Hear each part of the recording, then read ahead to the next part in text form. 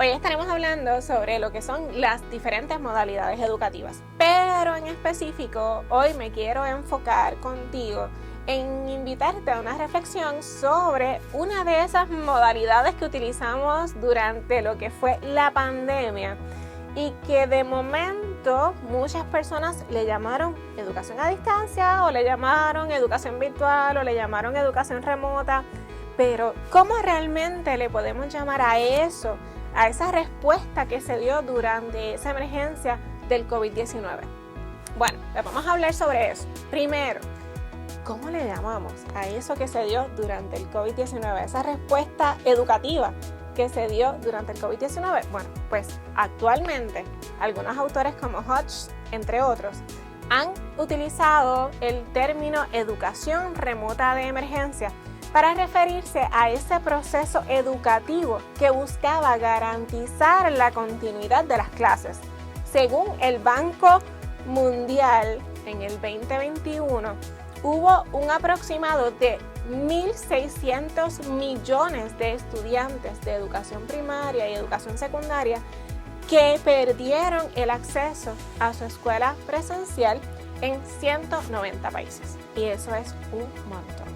Así que, en respuesta a eso, muchos maestros, muchas instituciones educativas recurrieron a ofrecer las clases a través de la virtualidad, a través del uso del Internet y a través del uso de distintos dispositivos electrónicos. Sin embargo, es importante destacar que el hecho de utilizar un dispositivo electrónico para transmitir una clase o el utilizar aplicaciones de tecnología educativa para transmitir una clase no es igual a educación a distancia, educación en línea o educación remota, que es una de los conceptos que se utilizaban como sinónimos. Actualmente, dentro de lo que es esa enseñanza remota de emergencia, debemos destacar que se define principalmente por una urgencia de implementación. Aquí no hubo planificación, no hubo estructura, hubo respuesta reactiva al momento histórico que se estaba viviendo. Además, el enfoque de esta modalidad era proveerle continuidad a los servicios educativos y se utilizó a través de diferentes herramientas un poco improvisadas. De momento podía ser, por ejemplo, si la universidad ya tenía un sistema de gestión de aprendizaje previsto, pues se utilizó, por ejemplo, se podía utilizar Moodle, se utilizaba Blackboard, se utilizaba Canvas. Las escuelas recurrieron, por ejemplo, a herramientas como Teams. Pero si no había buen manejo de esto, incluso se llegó a utilizar WhatsApp, aplicaciones como WhatsApp e incluso hasta correos electrónicos para esto.